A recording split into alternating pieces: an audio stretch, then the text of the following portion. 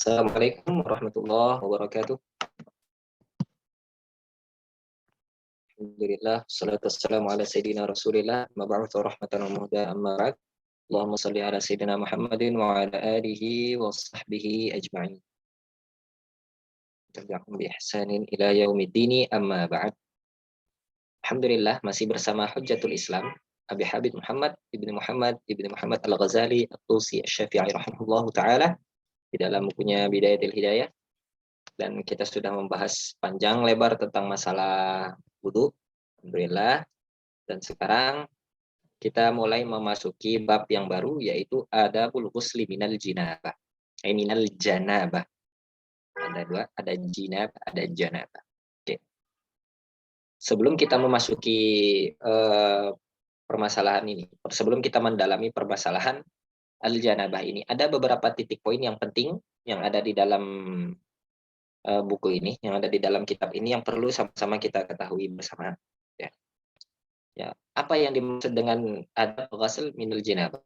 Adab ghusli minal janabah, jinabah. Kenapa kok disebut dengan janabah? Diambil daripada kata janabah, ijtinabun.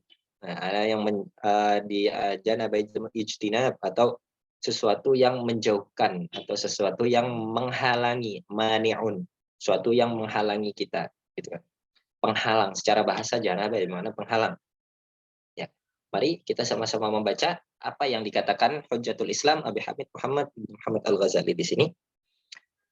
Qala al-musannifu rahimahullahu taala wa nafa'ana bi'ulumihi wa bi'ulumi masyayikhina fid dharain. Adabul ghusli minal jinabah, ay minal janabah. Qala fa idza asabatkal janabatun min ihtilamin aw wiqa'in. Nah, sini kita baca ya. Idza asabatka, apabila Anda terkena, gitu kan. Nah, jadi apa yang diinginkan di sini? Karena di sini ada kata syarat, ada ibarat syarat di sini, di awal-awal kata ini. Wa idza asabatka janabatun, apabila Anda terkena. Berarti ini kan ada keadaan di mana seseorang itu tidak terkena. Apa poin penting yang diinginkan di sini adalah, poin penting yang diinginkan bahwasanya asal daripada manusia itu adalah tahir atau suci.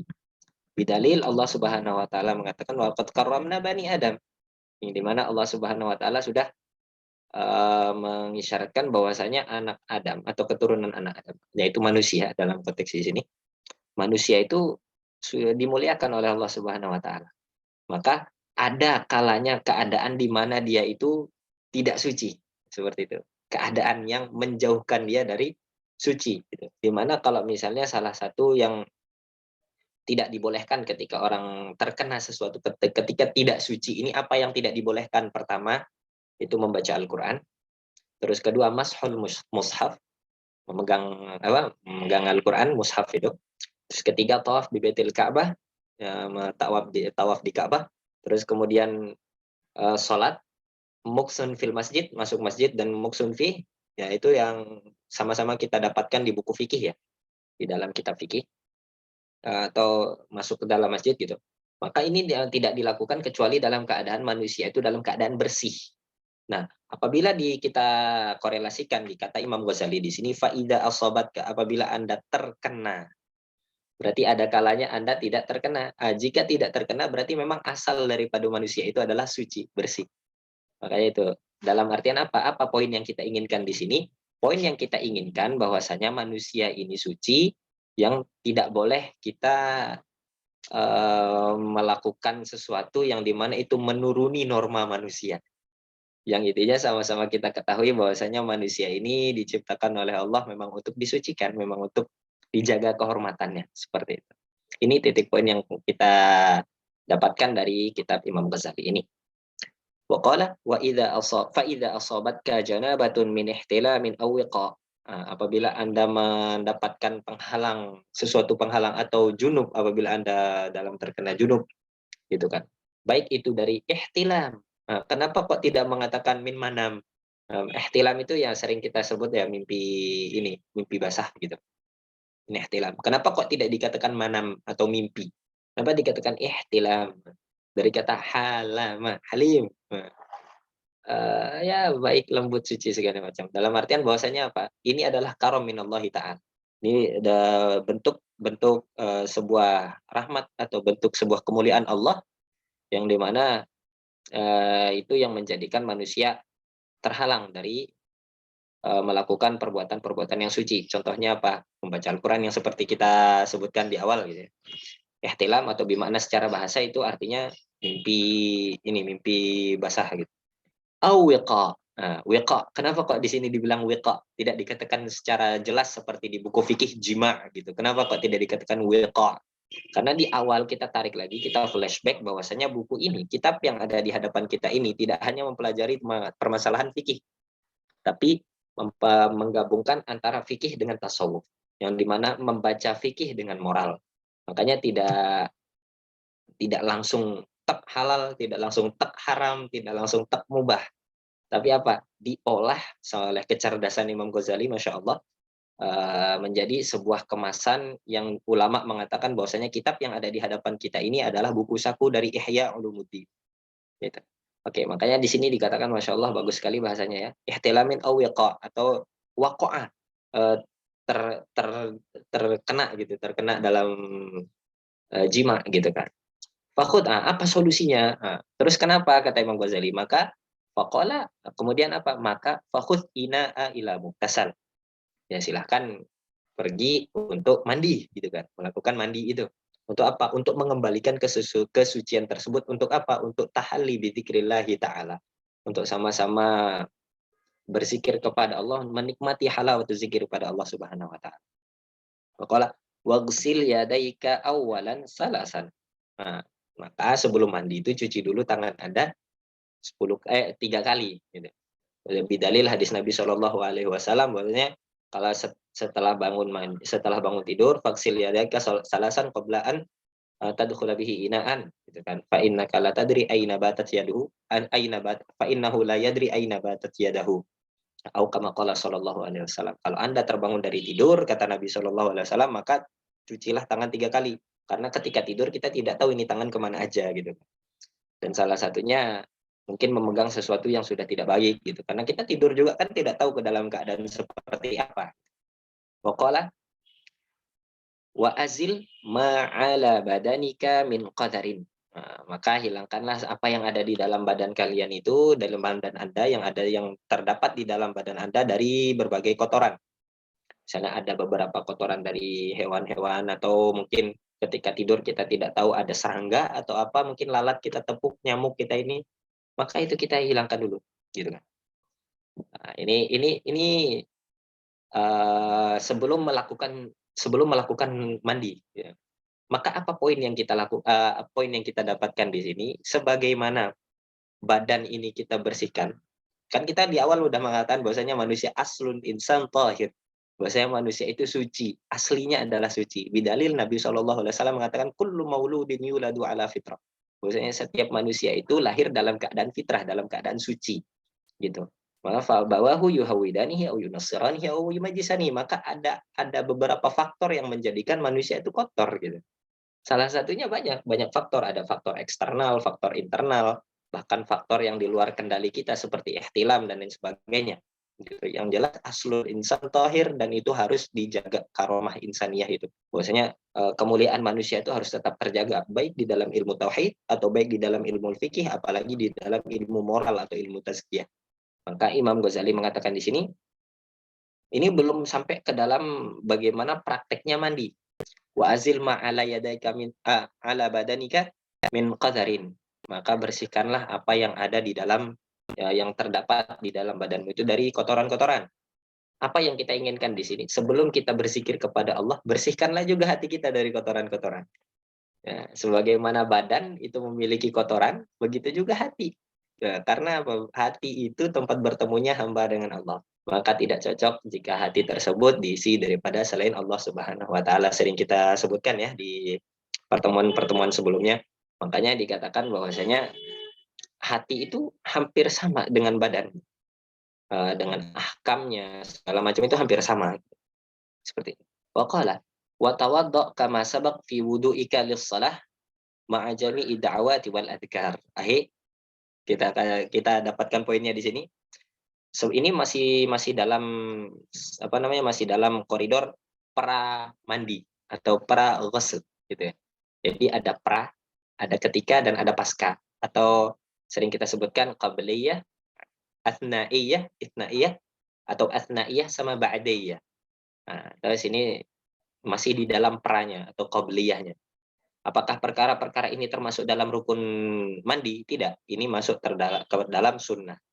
Sunnah mandi yang akan kita dapatkan nanti di penghujung judul ini. Watawaddo kama sabak katanya. Maka wudulah sebagaimana yang sudah kita bahas di sebelumnya, pembahasan sebelumnya yang panjang banget itu, 1,5 jam ya, alhamdulillah. Gitu. Tawaddo. Wudu'ika lis salati ma'a jami'id da'awati wal adhkar.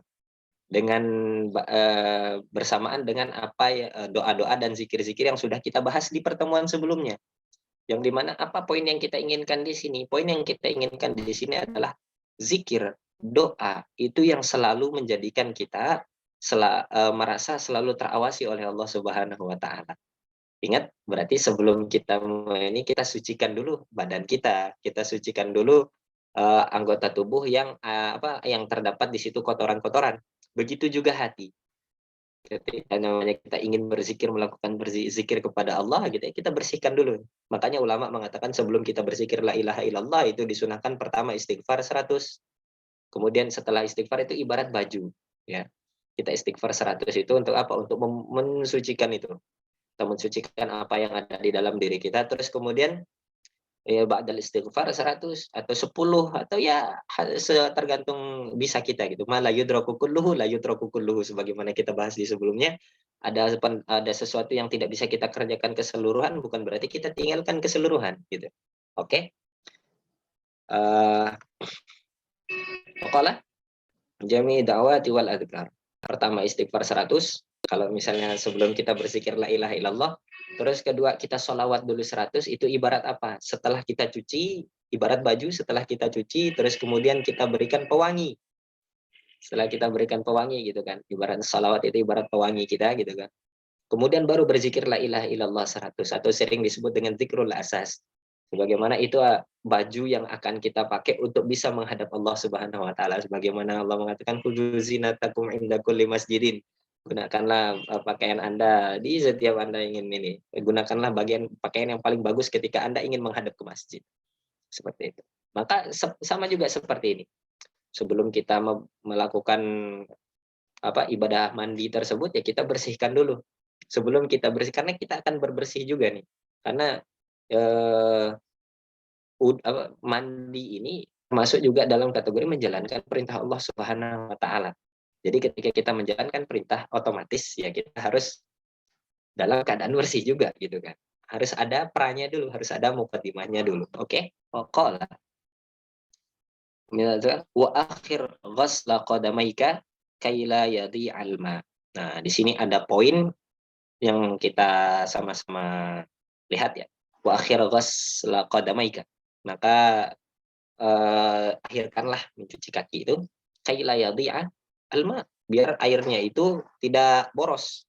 Karena boros dalam air itu termasuk makruh dalam konteks zaman dulu, karena memang sering kita bahas ya perbandingan antara zaman dulu dengan zaman sekarang gitu. Biar membuang air itu juga termasuk tabdzir, terutama di dalam bersuci gitu. Karena air itu pada zaman dulu itu memang sangat mahal gitu kan. Maksudnya susah dicari, apalagi di kawasan Timur Tengah. Waqala fa idza faragta minal wudu. Nah, di sini ini sudah masuk nih. Sudah masuk bagaimana caranya kita mensucikan diri atau bagaimana caranya kita melakukan perintah mandi besar tersebut gitu. Fa idza faragta minal wudu, kalau sudah selesai dengan melakukan wudu, fasubbil ma'a fasubbil ma'a ala syaqqikal aiman salasan. Nah, basuhlah, ini siramlah gitu ke badan kita yang bagian kanan ini 3 kali. Nah, kenapa ada fikroh 3 kali? Jadi kenapa ada 3? Kenapa harus 3? Kenapa nggak 5? Kenapa nggak 10? Kenapa nggak ini? Kenapa 3 gitu kan? Innallaha lutra yuhibbul witr. Maksudnya ini Allah itu ganjil dan suka yang ganjil-ganjil seperti itu. Dalam artian tiga ini memiliki poin penting gitu di dalam kehidupan sehari-hari. Dalam artian tiga di sini sudah cukup untuk membersihkan badan. Gitu. Terus kalau misalnya tiga, tapi tidak bersih-bersih juga ya tambah, gitu, seperti itu. Karena yang diinginkan itu adalah ta'mimul ma lil jasad. Yang diinginkan dalam bersuci atau mandi ini adalah mengalirkan air ke dalam seluruh badan. Gitu. Waqala, apa katanya? Wa antanawin raf'al janabati. Nah, dengan niat raf'ul jinabah. Jadi katakan nawaitul ghusla li raf'il jinabah. Raf'a hadasil akbari. Untuk mengangkat janabah itu dengan niat untuk kembali suci gitu. Come to the fitri gitu, kembali kepada fitrah gitu. Karena sebelumnya kan kita terkena faktor atau dampak yang mengharuskan kita untuk mandi gitu. Nah, ini yang pertama dengan fikrah niat ini. Dengan melakukan niat menyiram bagian kanan. Summa ala syuttikal aisar. Nah, kemudian di bagian kiri 3 kali. Salah sama seperti ini. Yang sebelumnya yang kanan. Wa qala summa ala ra'sika salasan. Nah, kemudian di kepala ini 3 kali. Jadi kanan 3, kiri 3, baru kepala gitu. Ini apakah ini tertib seperti ini wajib? Apakah ini rukun? Tidak. Karena yang diinginkan dalam fardhu mandi itu adalah ta'mim al-ma' lil jasad. Akan kita bahas nanti di yang ke depan ini. Wadluk ma aqbala min badanika wa ma adbar. Maka digosok-gosok gitu. Digosok-gosok nih. Kenapa harus digosok gitu apa? Agar air ini jangan sampai tidak ada yang masuk ke pori-pori gitu. Apa poin yang penting di dalam ad-dalk ini, memijit atau menggosok ini? Memang di dalam sadat Syafi'i, di dalam mazhab Syafi'i, ad-dalk atau memijit atau menggosok-gosok itu tidak termasuk rukun kecuali di sadat Maliki ya. Kecuali di Imam Maliki ini termasuk wajib. Ad-dalk itu adalah wajib. Wakil. Ad-dalk maka membersihkan itu digosok-gosok itu agar apa? Agar air itu masuk ke dalam pori-pori badan gitu. Waqala wadluk ma aqbala min badanika wa ma adbar wa khallil sya'ara ra'sika wa awsalil ma'a ila ma'atifil badan wa manabitis syar wa ma khaffa minhu wa ma katub. Oke, kalau kita terjemahkan ya di sini ya. Wadlu wa khallil sya'ara ra'sik. Maka kita masukkan ini jari-jari ini ke rambut-rambut ini biar sampai masuk airnya ini. Sampai masuk airnya ke dalam. Wa usilil ma ila ma'atifil badan min manabitis syari wa ma khaffa minhu wa ma katub. Apa poin penting di dalam kalimat ini gitu kan? Poin penting di dalam kalimat ini adalah ketika kita katakan bahwasanya wa khallil sya'ra, jangan sampai air itu tidak masuk ke dalam satu pori-pori pun. Begitu juga ibarat penyakit hati, dan obat daripada penyakit hati yaitu berzikir kepada Allah dan bersalawat kepada Nabi Muhammad SAW. Jangan sampai tidak masuk ke dalam lubuk hati yang paling dalam itu. Kenapa gitu kan? Agar apa? Agar tetap, kalau misalnya tidak masuk itu nanti tidak suci, dan itu akan menjadikan kita selalu al-janabah, selalu jauh, selalu menjauh atau selalu terhalang pada Allah Subhanahu wa taala. Begitu juga ketika kita di badan ini, ketika ada satu pori-pori yang tidak masuk ke dalam air di dalamnya, itu akan menjadikan penghalang bagi kita untuk menghadap pada Allah. Begitu pula hati. Kalau misalnya di dalam hati ini masih ada sesuatu yang menghalangi kita untuk bisa ke jalan Allah, maka tidak ada tempat, tidak ada akses kita untuk mengakses halawatul nikmah, halawatul ibadah, kenikmatan kita beribadah, kenikmatan kita berzikir, dan kenikmatan kita sholat. Dan inilah kategori sholat yang misalnya masuk ke dalam pori-pori hati dan pori-pori badan, inilah kategori sholat yang disebut inna sholat tanha 'anil fahsya'i wal munkar.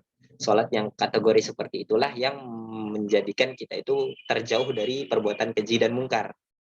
Gitu. Tapi kalau misalnya masih merasakan perbuatan keji dan mungkar, mari kita sama-sama merevisi diri, maksudnya kita introspeksi diri, apakah yang salah dari toharoh kita, ataukah salah dari bagaimana kaifiyah sholat kita. Itu harus kita ini kan, harus kita perhatikan juga, sama-sama kita perhatikan gitu. Coba kita katakan detailnya ibarat kecerdasan Imam Ghazali di sini. Wa khalil sya'ra ra'sika Wa ausilil ma wa ausilil ma ila ma'atifil badan. Masukkan alirkanlah air itu sampai ke pelosok-pelosok badan. Meskipun ada kerutan, ini aja masukin aja gitu kan. Wa manabitis sya'ar, dan juga tempat tumbuhnya rambut. Nah, sama seperti hati juga. Ketika hati itu sudah ada yang sesuatu yang menimbulkan atau yang akan dengannya akan tumbuh penyakit tersebut, maka harus dipadamkan dengan apa? Dengan berzikir, mengingat Allah, segala macam istighfar, salawat, segala macam, gitu ya. Itu yang menjadikan meredam hati kita, atau mana ada dalam artian itu yang menjadikan peredam hati itu agar tidak tertimbul kotoran-kotoran yang di dalam hati, gitu kan. Wa mana bitisyar wa ma khaffa minhu wa ma kathuf. Baik itu rambut-rambut yang tebal maupun rambut-rambut yang tipis, gitu kan. Sama ibaratnya juga seperti hati. Ketika di dalam hati itu ada faktor yang menjadikan sesuatu tumbuh, gitu kan. Sesuatu yang tumbuh untuk wasilah kita kepada takabur, kepada ujub, atau kepada hasad segala macam, maka atfi, maka jagalah gitu kan, maka ditahan, ini aja dibersihkan gitu dengan berzikir kepada Allah, dengan selalu berinkisar, ya kalau ulama mengatakan inkisar, selalu merasa ya Allah saya ini lemah maka bantulah saya. Makanya ada hadis yang diriwayatkan dari salah satu sahabat mengatakan, inni uhibbuka fala tad'anna fi kulli duburi salatin Allahumma a'inni ala dzikrika wa syukrika wa husni ibadatik, atau kama qala sallallahu alaihi wasallam. Yang dimana kita selalu memohon pertolongan, selalu merasa lemah di hadapan Allah Subhanahu wa taala, untuk apa? Untuk minta pertolongan agar senantiasa merasa muraqabah, ini muraqabahmu ya Allah, gitu kan. Jadi ini poin yang kita dapatkan, atau pesan moral yang kita dapatkan dari mandi besar gitu. Jadi tidak hanya sekedar ritual yang dilakukan. Kenapa? Karena Allah menyuruh kita seperti ini terus kita lakukan, enggak. Pasti Allah itu memberikan sesuatu yang dimana hikmahnya itu akan kita ketahui. Ada hikmahnya. Tapi kalau kita tidak ketahui itu hikmahnya, bukan berarti itu perkara dogma yang dilakukan selain daripada Islam. Tapi karena kelemahan kita manusia yang tidak bisa mengetahui segala sesuatu hikmah di balik hal tersebut, gitu ya. Karena seseorang kalau sudah mengetahui hikmah di balik tersebut, hikmah di balik apa yang kita lakukan, itu akan tenang, beribadah tenang, bermuamalah tenang, berzikir kepada Allah pun tenang, seperti itu. Inilah poin yang kita dapatkan dari ghusl jinabah ini. Jadi enggak perkara basuh air karena kita kotor. Sebenarnya kalau dilihat dari secara zohir ya kita nggak ada kotoran apa-apa, kan habis mandi, habis bangun tidur nggak terkena apa-apa juga. Tapi apa yang diinginkan di sini adalah bahwasanya manusia ini terdiri dari jasad dan juga ruh. Jasad adalah nikmat dari Allah. Ruh juga itu apa? Ruh itu ibarat rahmat dari Allah Subhanahu wa taala. Ya. Karena makanya ulama-ulama Sadatinus Sufiyah, ulama-ulama kita yang di dalam ahli tasawuf itu mengatakan bahwasanya apa? Manusia itu adalah ibarat bangkai yang diliputi oleh rahmat Allah. Jika rahmat Allah tersebut dicabut, maka manusia hanyalah sekedar santapan cacing tanah gitu. Seperti itu. Itu ruh ini, makna ruh inilah yang bukan makna rohani inilah yang kita dapatkan di dalam Islam, makna spiritual ini. Ini adalah salah satu rumus, ya. Salah satu rumus yang Allah berikan kepada hambanya, yang Allah syariatkan kepada hambanya untuk mengetahui apa? Aslul insani toharatu tohirun. Bahwasanya manusia ini asalnya adalah suci. Laqad karramna bani Adam. Makanya sesuatu yang mengindikasikan kepada merendahkan martabat manusia itu tidak dibolehkan di dalam syariat. Gitu kan. Kayak ada kaidah-kaidah fikih yang banyak itu semuanya untuk masalihin nas, untuk kemaslahatan manusia, untuk kemaslahatan umat gitu. Jadi kalau misalnya ada sesuatu yang tidak memperhatikan kemaslahatan umat, ya maka harus diintrospeksi lagi apakah itu benar-benar dari syariat ijtihadi atau apakah itu karena membenarkan perkara. Itu berbeda. Membenarkan pendapat pribadi maksudnya, maaf. Itu sangat dua hal yang sangat berbeda gitu.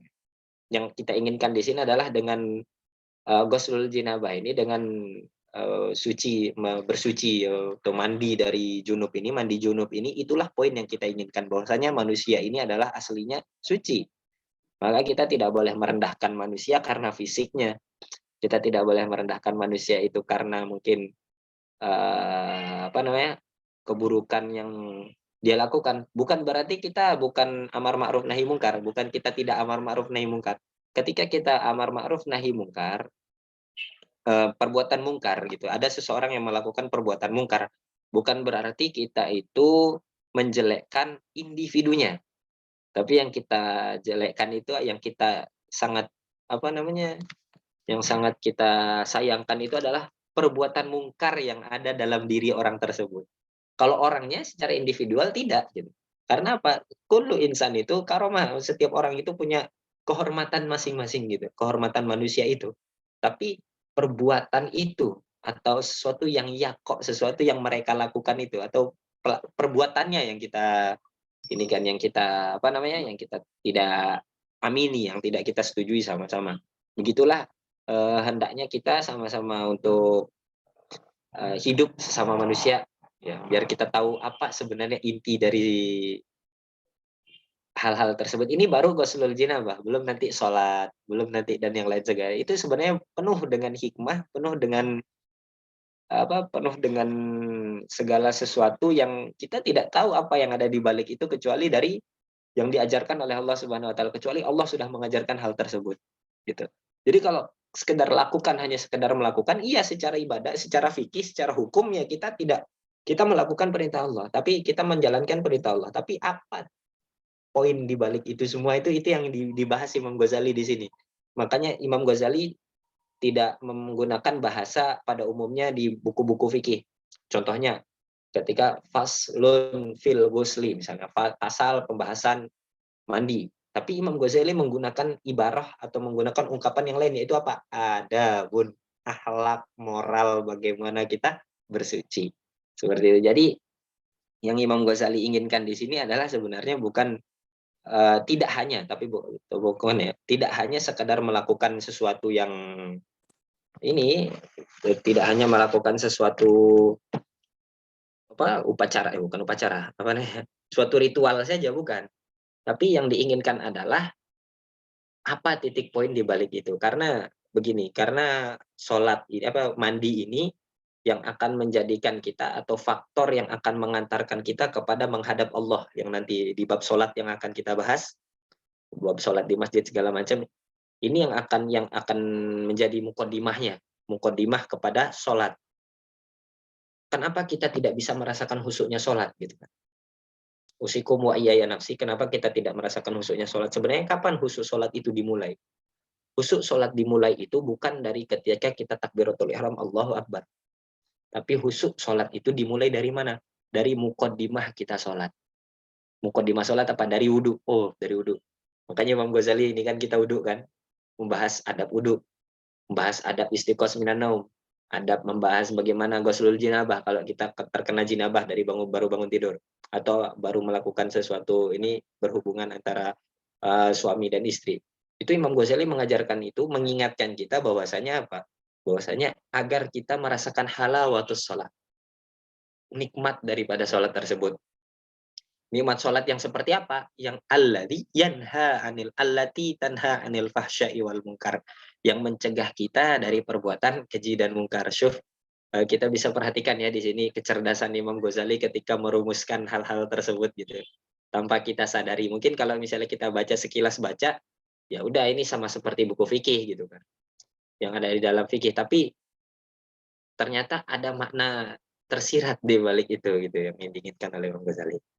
Coba kita lihat sini, wa khallil sya'ra ra'sika wa awsilil ma ila ma'atifil badan wa manabitis sy'r ma khaffa minhu wa ma kasuf. Nah, kita apa umumkan air ini, kita apa alirkan air ini ke seluruh badan, jami'il badan atau jami'u ma'atifil badan, segala anggota badan ini, baik itu yang mengkerut-mengkerut udah kita ini kan aja dengan niat takmim gitu. Baik ya, meski sampai ke sela-sela rambut, rambut yang tipis, rambut yang tebal, semuanya gitu, dimanapun itu, di seluruh badan. Oke, bisa di next namanya. Oke, wahdar. Di sini hati-hati nih. Wahdar an tamassa dzakaraka ba'dal wudu fa in asabtahu fa in asabathul yadu fa'idul wudu. Nah, sebagaimana kita sebelum tadi di awal-awal kita membahas bahwasanya sebelum kita sholat itu, sebelum kita mandi itu ya kita wudhu dulu. Kenapa gitu kan? Karena dengan mandi tersebut kita sudah bisa sholat sebenarnya tanpa wudhu lagi gitu kan. Tapi ingat, salah satu pembatal wudhu adalah lamsus zakar atau memegang kemaluan fi batinil kaf dengan tangan ini, tangan bagian dalam gitu. Maka Imam Ghazali bilang ketika mandi hati-hati nih, jangan sampai memegang kemaluan ketika mandi atau ketika dalet, atau pokoknya ketika melakukan mandi tersebut apa? Karena memegang kemaluan itu salah satu pembatal wudhu, min nawaqidil wudhu. Makanya jangan sampai, hati-hati nih, wahdar antama sadzakaraka ba'dal wudhu. Ketika tadi wudhu di awal permulaan itu, jangan sampai hati-hati ketika memegang. Karena kalau Anda sudah megang, ketika Anda setelah mandi ini, mandinya tidak batal, tapi wudhunya yang batal. Karena sholat itu mewajibkan kita wudhu. Gitu. Maka fa'id al-wudhu, kata Imam Ghazali. Ketika Anda memegang kemaluan tersebut, maka ulangi wudhu. Untuk apa? Untuk sholat. Gitu. Itu yang Imam Ghazali katakan. Tapi apa yang diinginkan di sini? Apakah wudhu ini termasuk rukun daripada mandi? Tidak. Karena mandi ini rukunnya akan kita bahas sekarang nih di paragraf selanjutnya. Wa faridatu min jumlati dzalika. Nah, maka apa aja kewajiban dari zalika atau minal gusel itu? Apa aja sih rukun-rukun daripada gusul itu? Yang pertama niat. Rukun mandi itu yang pertama niatnya. Nah, itu ghusla li raf'il hadatsil akbari fardalillahi ta'ala. Jus mandi gitu. Nah, yang pertama kali adalah niat. Ini wajib ya. Niat ini wajib. Dan berarti menjadi rukun daripada mandi. Niat, kenapa harus niat? Di pembahasan sebelumnya kita bahas niat ini yang membedakan mana ibadah, mana ada. Mana yang membedakan ini mandi junub atau mandi sunnah untuk sholat Jumat, mandi sunnah untuk sholat Idul Fitri dan Idul Adha. Nah, seperti itu. Maka niat ini harus, karena niat ini adalah fasil atau pembeda atau tamyiz. Tamyiz untuk membedakan mana yang faridah dan mana yang sunnah. Maka yang pertama kali adalah niat faridohnya atau rukunnya yang wajib ketika mandi, pertama niat. Yang kedua wasti'abul badani bil ghusli, dan mengumumkan gitu ya segala air di seluruh kujur tubuh badan ini harus kena semuanya gitu. Karena kalau ada tidak kena nanti fabatolal ghusl, maka tidak termasuk ini, mandinya tidak sah seperti itu. Sebagaimana hati tadi kita bilang di awal, sebagaimana hati kalau misalnya ada satu percikan aja, satu bolongan aja yang kotor, nah, maka akan tidak sah juga, bukan tidak sah, bahkan tidak tidak bisa elegan, tidak bisa ideal kita dalam berzikir kepada Allah Subhanahu wa taala. Sebagaimana kata Nabi Shallallahu alaihi wasallam, ala inna fil jasadi mudghatun fa idza salahat salaha jasadu kullu wa idza fasadat fasada jasadu kullu ala wahyal qalb. Maksudnya di dalam tubuh manusia ini ada sebuah gumpalan yang dimana gumpalan tersebut apabila bagus, apabila baik, bersih, jayid gitu kan, maka badan ini akan ini semua secara keseluruhan, maka badan ini akan bersih secara keseluruhan. Dan apabila fasadat, apabila rusak, fasada jasadu kullu. Apa yang diinginkan dari hadis ini gitu kan? Apa yang sebenarnya diinginkan dari Rasulullah dalam hadis ini? Bahwasanya manusia itu melakukan sesuatu itu kan tergantung hatinya ya. Kadang kita kalau melakukan sesuatu yang tidak mood itu kadang memang pekerjaannya selesai, cuman tidak ideal gitu, tidak seideal yang kita inginkan. Nah, makanya kita di sini menasihati kawan-kawan itu di Mesir khususnya ketika belajar mau ujian, karena belajar itu tidak membutuhkan otak yang cerdas, melainkan membutuhkan mood yang stabil. Makanya kita bikin mood stabil, kita bikin lingkungan kita sendiri, kita bikin bagaimana caranya untuk bisa nyaman gitu, seperti itu. Sama juga seperti tadi, ini karena apa? Asyan apa? Karena apa? Karena hati, gitu kan.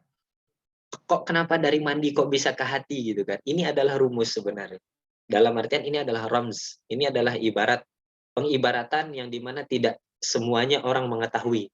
Makanya Imam Ghazali memberikan di sini tuh agar apa? Agar kita mengetahui hikmah di balik hal tersebut. Itu yang diinginkan oleh Imam Ghazali.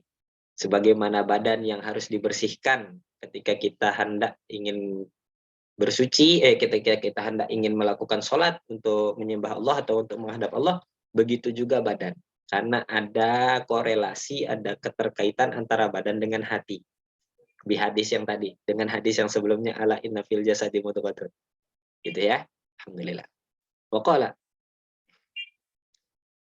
wa minal wudu'i. Nah, ini yang dibahas lagi dari wudu. Nah, wudu kan tadi dia bilang kalau dia sebelumnya dia bilang Imam Ghazali di sini apa? Wahdar anta massa dzakaraka ba'dal wudu. Hati-hati ketika setelah wudu nanti setelah wudu terus memegang kemaluan dan Anda ketika mandi gitu kan. Maka jangan sampai memegang kemaluan agar tidak ulang wudu lagi gitu kan. Wa minal wudu'i apabila Anda terkena, terus kalau misalnya tidak sengaja gimana Ustaz? Ulang wudu gitu kan. Jadi tidak ada urusan tidak sengaja. Tapi kalau misalnya ternyata kita megang, tapi tidak tahu kalau kita sudah megang, misalnya kita tidak sadar atau apa ya silahkan, tidak apa-apa. Tidak apa-apa karena apa? Karena tidak ada hukum bagi orang yang tidak tahu. Bahkan orang puasa saja kalau misalnya lupa dia puasa gitu. Terus tiba-tiba pagi-pagi habis bangun sholat subuh azan sudah Allahu Akbar, buka kulkas minum. Aduh, sedangkan itu sudah masuk waktu puasa. Kalau dia tidak tahu, kalau dia tidak sadar dia sedang puasa ya maka tidak masalah, gitu kan. Puasanya tidak batal. Min rahmatillahi taala, dari rahmat Allah Subhanahu wa taala. Begitu juga di permasalahan ini, gitu kan. Nah, jadi kalau misalnya solusinya gimana kalau misalnya terkena zakar ketika kita habis wudu, terus kita terkena zakarnya, terus habis itu apa yang kita lakukan dari wudu? Wa minal wudu'i ghuslul wajhi wal yadaini ma'al mirfaqain. Nah, mencuci wajah, membasuh muka, wal yadaini ma'al mirfaqain. Wa mashu ba'du ra'si. Di sini kita sudah membahas ya pertemuan yang lalu apa perbedaan ghuslu dengan mashu. Ghuslu itu mengusap atau membasuh dengan air langsung. Tapi kalau mashu itu membasuh air secara tidak langsung dalam artian membasahkan tangan. Itu mashu. Tapi kalau ghuslu langsung dengan air gitu ya. Wa mashu ba'dir ra'si wa ghuslur rijlaini.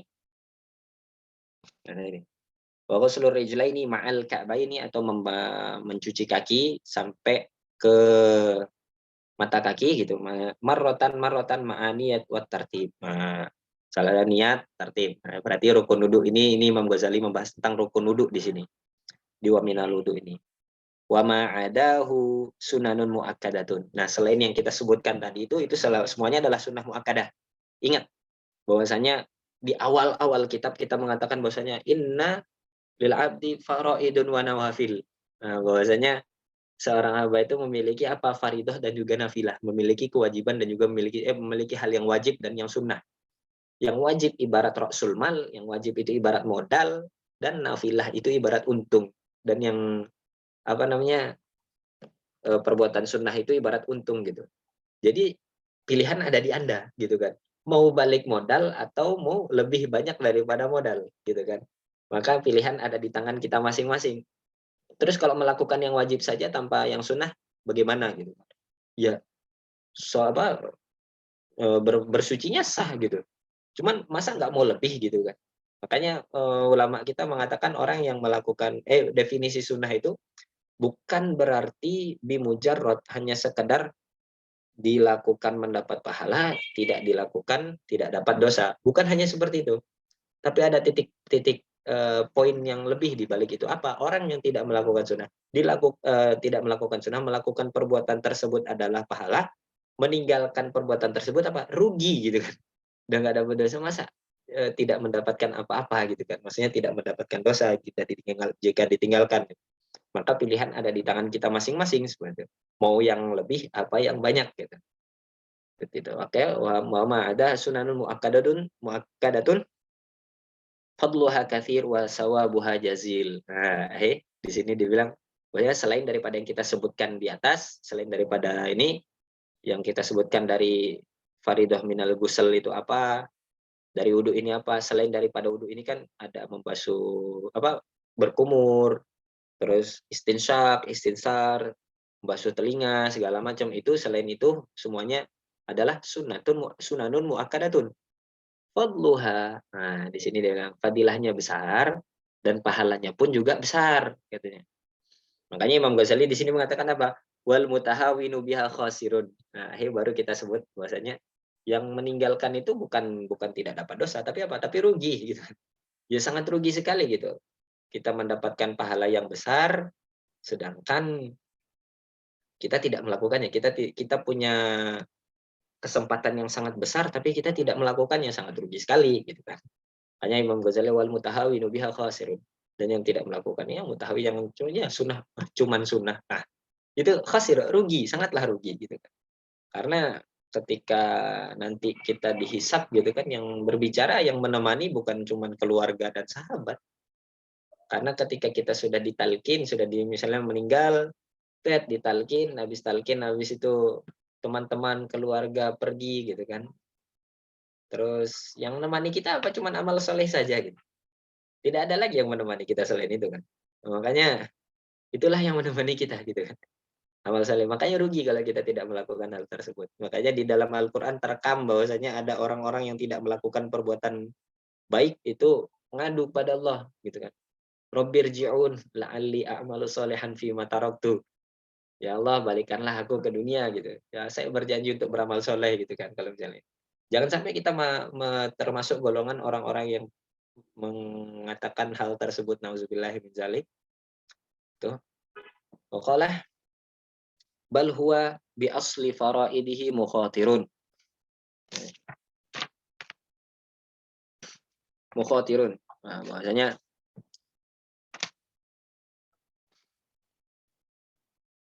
orang yang melakukan perbuatan hanya sekedar wajibnya itu aja, dia termasuk apa, orang yang cuman sekedar ya melakukan yang wajib-wajibnya saja gitu kan. Itu orang yang sangat mukhatir ya, maksudnya dalam keadaan warning banget ini orang ini antara diterima dan tidak diterima. Oke, dia ketika menjalankan wudhu atau menjalankan ibadah pada umumnya gitu, mukhatirun, antara genting nih di antara diterima dan tidak diterima. Karena apa? Karena kita tidak tahu amalan mana yang menjadikan kita itu mengantarkan kita kepada surga. Belum tentu sholat yang kita lakukan itu akan mengantarkan kita kepada surga. Tapi bukan berarti kita mengatakan, oh karena belum tentu ya udah nggak usah sholat. Bukan seperti itu. Bukan itu makna yang kita inginkan. Makna yang kita inginkan adalah bahwasanya kita memperbanyak amal di dunia ini. Kenapa? Bukan untuk berdagang. Bukan ibarat bernegosiasi atau beradministrasi dengan Allah. Bukan kita ibarat lu jual gua beli, bukan seperti kayak gitu. Tapi apa?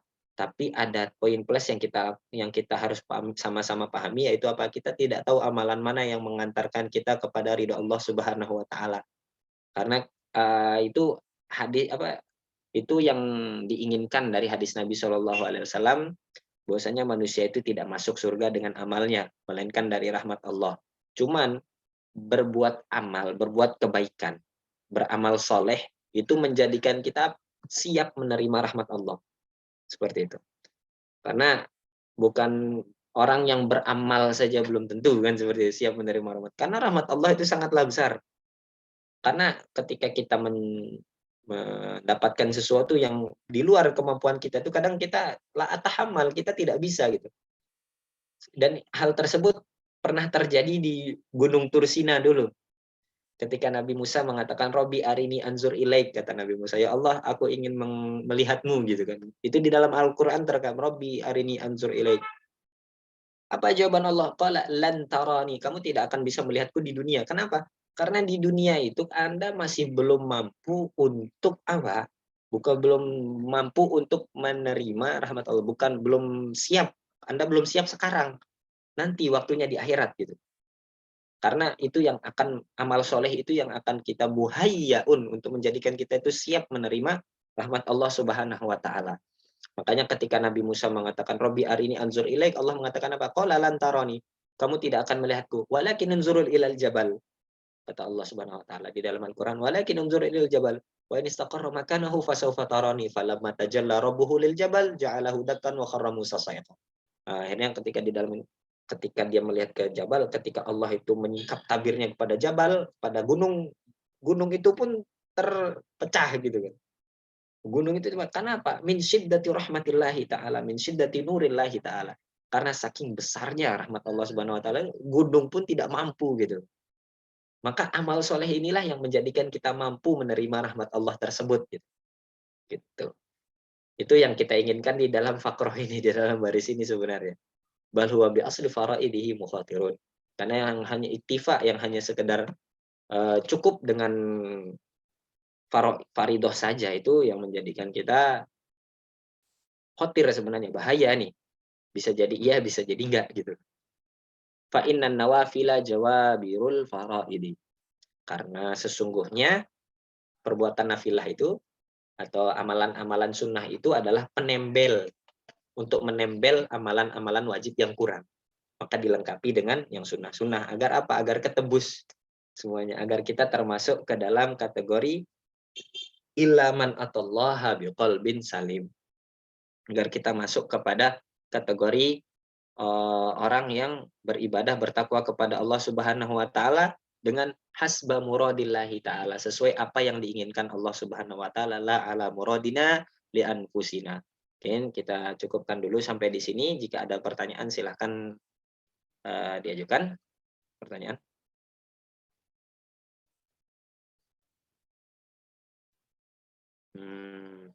Tidak ada ya. Ya, jika tidak ada, jelas, mungkin Ustaz. akan kita. Sudah jelas. Oh iya, Ustaz. bagaimana?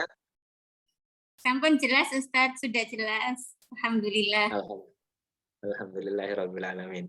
Ya, Ustaz kemarin udah wisuda nggih? Ustaz kemarin udah Iya, wisuda. iya, alhamdulillah. Lancar Ustaz nggih? Bagaimana? Lancar. Ya. Alhamdulillah, lancar. Alhamdulillah, semua berjalan bifadlillahi wa ni'matih. Alhamdulillah lancar semuanya. Berkat doa dari kawan-kawan, berkat doa dari guru-guru juga, alhamdulillah semuanya lancar. Gitu. Semangat terus Ustaz. Mau kuliah lagi Ustaz? Saya kemungkinan besar pulang ke Indonesia insya Allah, Mi. Oh, pulang ke Indonesia. Kemungkinan besar, cuman mungkin kita lihat aja nanti gitu. Insya Allah nanti di kajian akan ada di salah satu kajian yang dimana nanti saya tempatnya waktunya juga bukan waktu Kairo, bukan siang gitu. Jadi nanti malam sama seperti rekan-rekan sekalian gitu. Gitu. Nah, Ustaz. Ya, mohon doanya semoga kita semua dipermudah oleh Allah Subhanahu wa taala. Allahumma sholli ala habibi Muhammadin fil awwalin wal akhirin. Shalli wa sallim ala sayyidina Muhammadin fi kulli waqtin wa hin. Shalli wa sallim ala sayyidina Muhammadin fi mala'il a'la ila yaumiddin. Allahumma anta rabbuna la ilaha illa anta khalaqtana nahnu ibaduka wa nahnu ala ahdika wa wa'dika mastata'na.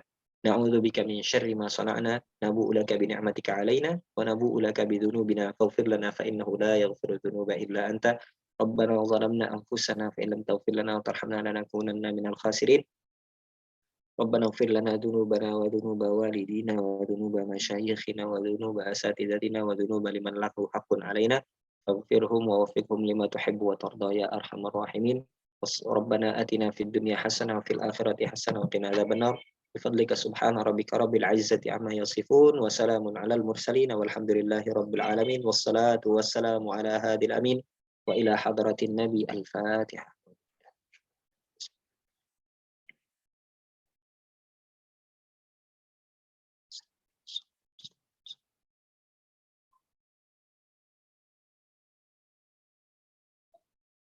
اللهم صل أفضل صلاة على أسعد مخلوقاتك سيدنا محمد وعلى آله وصحبه وسلم عدد معلوماتك ومداد كلماتك كلما ذكرك ذاكرون وغفل عن ذكرك الغافلون. السلام عليكم ورحمة الله وبركاته. Jazakallah khair ilmu.